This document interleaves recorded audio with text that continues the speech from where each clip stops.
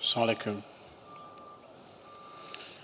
أشهد أن لا إله إلا الله وحده لا شريك له وأشهد أن محمدًا عبده ورسوله أما بعد فأعوذ بالله من الشيطان الرجيم بسم الله الرحمن الرحيم الحمد لله رب العالمين الرحمن الرحيم مالك يوم الدين إياك نعبد وإياك نستعين اهدنا الصراط المستقيم صراط الذين أنعمت عليهم غير المغضوب عليهم ولا الضالين بسم الله الرحمن الرحيم قل إن صلاتي ونسكي ومحياي ومماتي لله رب العالمين. Respected Imam Sahib, Mukarram Sadr, respected brother, Elder Ansar, Assalamu alaikum wa rahmatullahi wa barakatuh. I'm fully humbled that I do not deserve to stand here to say a few words, but indeed, this is again the blessings of Khilafat that I'm here to share my views about the persecution of Ahmadi Muslims in the UK and the responsibilities of young Ansar. The verse I have recited, the translation goes as follows, from chapter 6, verse 163.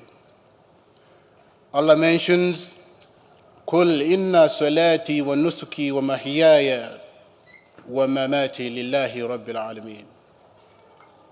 Say my prayers and my sacrifice and my life, my death are all for Allah, the Lord of the worlds.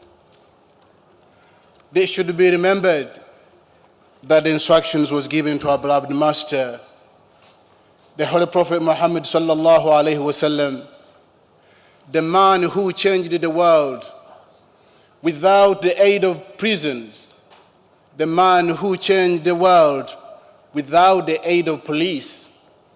But he was that single man when Allah revealed to him, when Allah commissioned him as a prophet, when Allah told him that you are a prophet of Allah, I have sent you, he came and he sacrificed his life.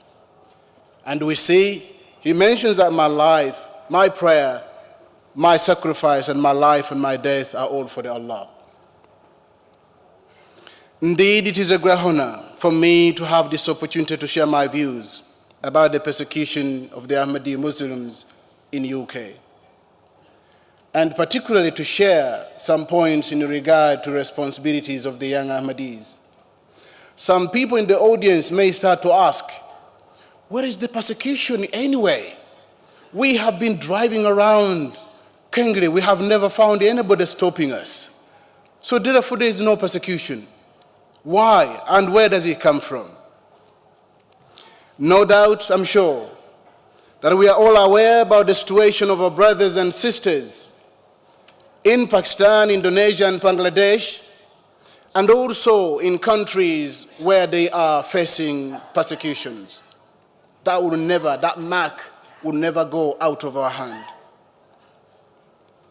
Today, many among us, and also those we left behind, whether let it be in Pakistan, let it be in Indonesia, let it be in other country where Ahmadi Muslims are not allowed to call themselves Muslims, we find that they find it very hard to attend the Ijtemas like as we are attending today. They find it hard to cross and reach the mosque. They find it hard to find hard to call themselves Muslims. Of course, we know some have lost their businesses. Their businesses have been looted. not only looted, they have been driven out of their homes. Their businesses have been taken away. Many among us, we have lived with this pain until today, which is caused by the persecution of our brothers, as we know very well for sure that will never move out of our hearts. We got our brothers and sisters, those who are widowed, and those who are orphans, due for the persecution taking place in those countries. But I want to share one important thing. I remember while I was Syria Khadim, many people, they always ask me, are you a Khadim or a Nasir? Please, I confirm I'm a Nasir. I remember our beloved National Amir Sahib was addressing Majlis Ansarullah, and I quote, he says that if we are not careful to do the hard work in this country to defend Islam Ahmadiyyat, these mullahs, and I repeat, these mullahs will use the same tactics which they have used in Pakistan and Indonesia to make sure that we are out of Islam. We all should remember that the situation which we stand now, as I mentioned, many will question, that we don't find any persecution around us. But I want to narrate one quite quick point. On Thursday, the 24th of March, 2016, it was a wake-up call for all Ahmadis around the world, for the Ahmadis, particularly in UK, regardless whether they are active or inactive. Why was it a call? Why was it a wake-up call? Why was it so important for that day? It's a day when our brother Asad Shah, he was murdered for the basis of being an Ahmadi Muslims. Our beloved Huzur quoted, and I quote, Asad Shah was murdered due for the actions of those who wish to spread hate and disorder. He was killed to his religious beliefs as an Ahmadi Muslim, and so achieved the status of martyr. Surely to Allah we belong, and to Allah shall we return. Our beloved Huzur continued to say, the media and government and officials have expressed their condolences and grief following these incidents. Certainly the government and relevant authorities must take action to stop extremism. To stop extremism spreading here in the UK. If extremists, Huzur says, if extremist clerics are given a free hand, we will come to see the same level of religious hatred and persecution here in the UK that we see in Muslim countries. Respected brothers, whilst hundreds of Ahmadi Muslims have been murdered in Pakistan and elsewhere in the country, we all know that this was the first Ahmadi Muslim to be martyred in this country. In my first speech, when I was starting, I mentioned many will question to say, we don't see any persecution. We don't see any problem because we have walked through. We don't see any trouble around us, therefore we don't. But the wake-up call of Asad Shah when he was murdered, it set a dangerous precedence. Many Ahmadis started to think that we left Pakistan, we left Indonesia, we left other parts of the world to seek protection in UK, and now we are being attacked in this country. Those involved in Tabligh, they may recall some incidents, and I want to quote. Tooting, Bradford, Warsaw, Scunthorpe, and Birmingham. Particularly, I'll mention the incidents in Birmingham, and particularly Scunthorpe and Warsaw as well.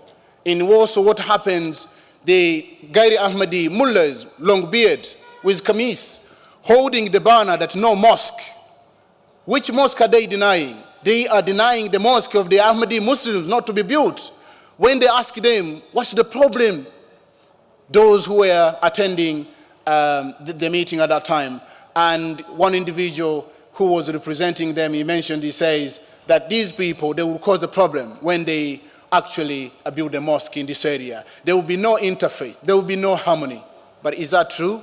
The answer is not. In Birmingham, I'm sure that the regional missionary would agree, and those from Birmingham. When the Jamaat wanted to enter on the council advisory board.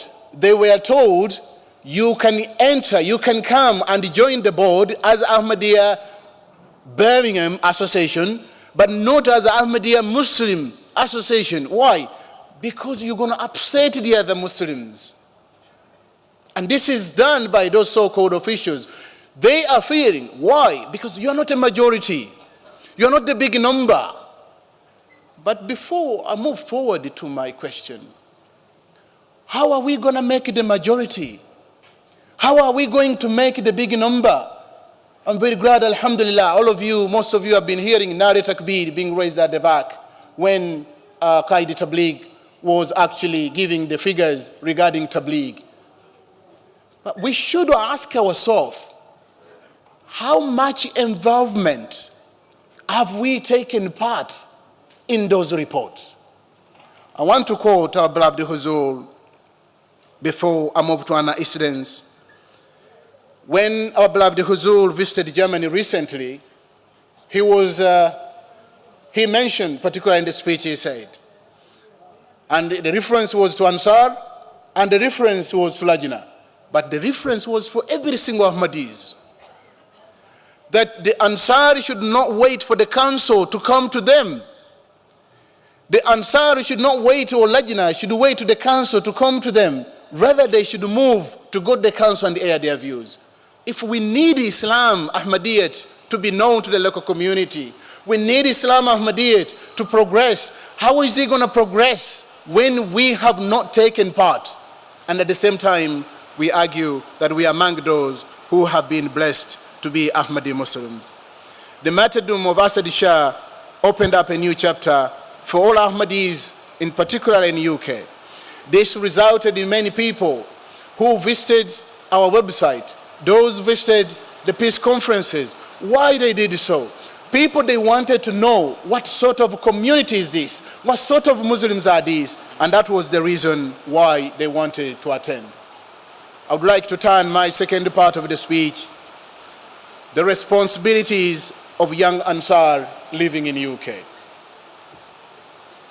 We are all blessed that, mashallah, we are living in the country where there is a lot of freedom. We are so blessed that we can do whatever we need. We can set up stores everywhere where we want. That is the freedom we have. As a young Ahmadis today, we continue to see the evils in the community. We continue to see the drugs have taken our young people, the guns, the gang culture. As a young Khadim, a young Ansar, a young Nasir, we have the duty to help those grown-up Khudam. We can never sit back and relax. Whether you want it or not, drug is a problem. Gambling is a problem. It's not only a problem for the English people. It's not a problem for the people who have not accepted Islam. Gambling, alcohol, it is a problem for the Ahmadi Muslims. We must, as a leading campaign, a people who claim, as Allah, we see very well the message he gave to our beloved Muhammad Mustafa sallallahu alaihi wasallam, kuntum khayra ummati ukhrijat linnas ta'muruna bil ma'ruf wa tanhauna 'anil munkar. You are the best people who have been brought up for the good of mankind, to forbid evil. And the only way we can see the success of Ahmadiyyat, that is when we take responsibilities. As a young Nasir, we have double responsibilities. We speak English. We got education in this country. We understand the culture in this country. As a young Nasir, we need to divide our time between work, between the family, but more importantly is to be able to defend Islam Ahmadiyyat. I was listening to my brother Qaid Tabligh while he was mentioning, and from a little small experience I have, I will share. No doubt, the success of Tabligh, the success of getting bay'ah, it is when you attach yourself to that individual. It's not what is your name. My name is Toby. You know, I live in Birmingham. Mashallah, Jazakallah. Phone the call. Okay, I send a report. I got 10 contacts. The young Ansar who are speaking English, the young Ansar who knows the culture in this country, They must take the responsibilities. And now I go back to share on the same point to the elder Ansar. Some may not understand my accent being from the Africa, but I'll share, and I'm sure perhaps at some point you will. Ansar, we play a huge role.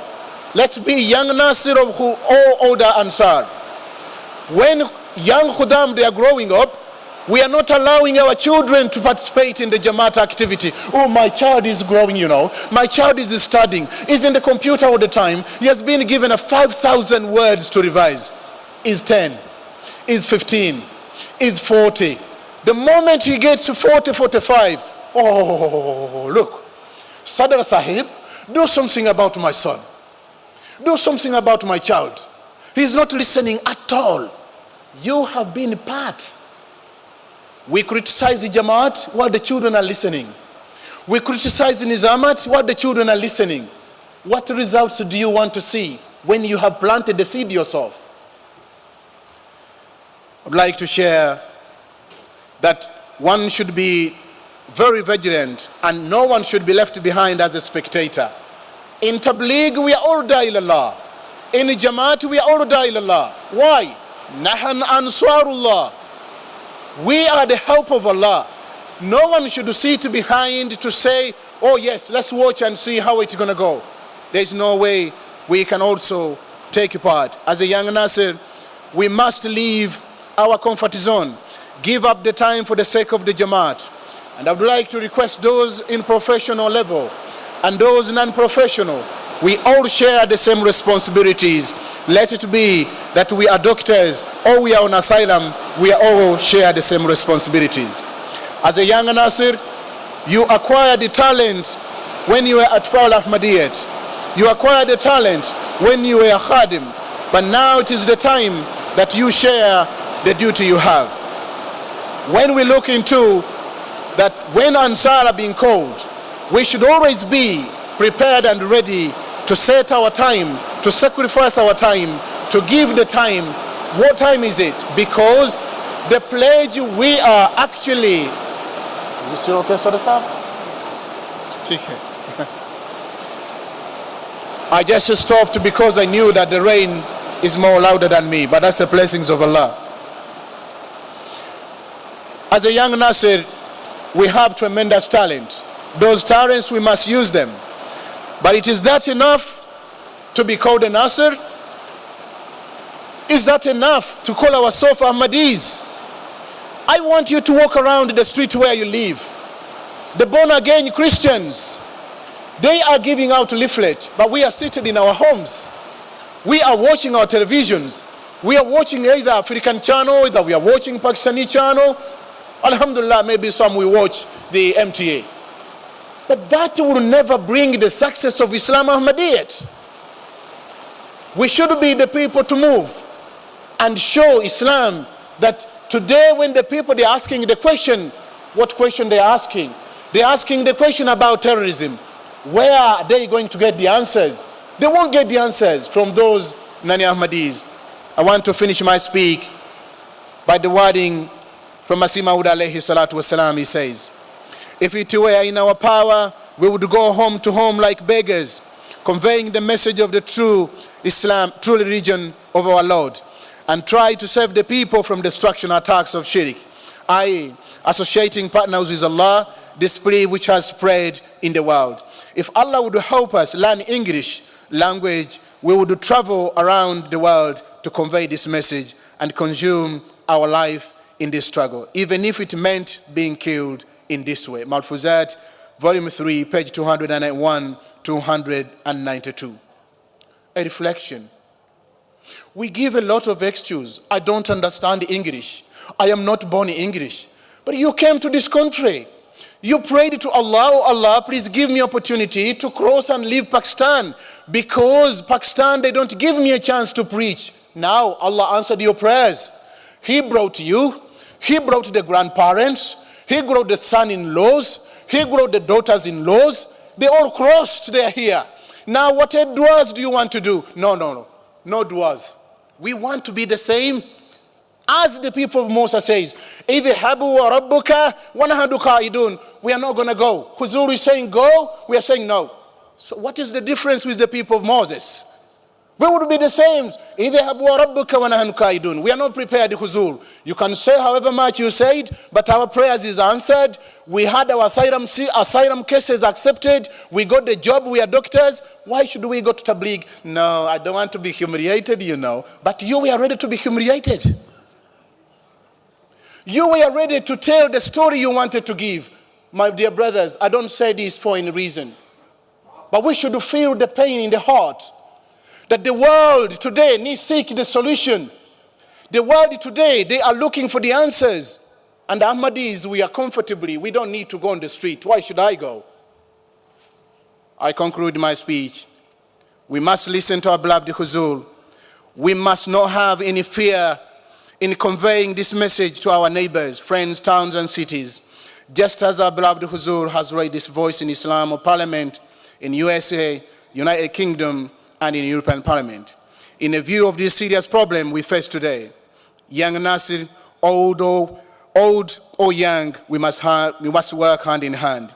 Why should we blame the Arabs today? It is a question I put. Many people would say, oh, mashallah, look what is happening in the Arabs. 1500 years ago, Hazrat Ibrahim alayhi salatu wasalam, he prayed, Allahumma salli ala Muhammad wa ala ali Muhammad kama sallaita ala Ibrahima wa ala ali Ibrahima innaka Hamidum Majid. And the gas, the water, petrol, everything came out. When that came out, now the Arabs, they're saying, Allahu Akbar, la ilaha illallah. Where does that come from? They've forgotten everything. We are not even 300 years. Not even 300 years. Today, we must share the same pain. Muslim Maud alayhi salatu wasalam, this is the quote I want to end.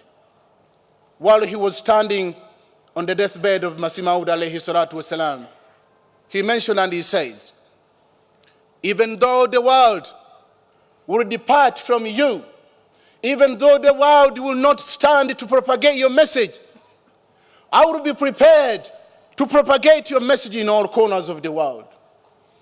Why can't we make a pledge today? The Jamaat need only 1 hour. Some of us, we are working 12 hours. Some of us, we are pensioners. In this country, everybody has got the opportunity. Let's make the pledge that Nahan Ansarullah. We are those individuals prepared to safeguard, prepared to stand tall when we are called to serve Islam. Assalamu alaikum wa rahmatullahi wa barakatuh.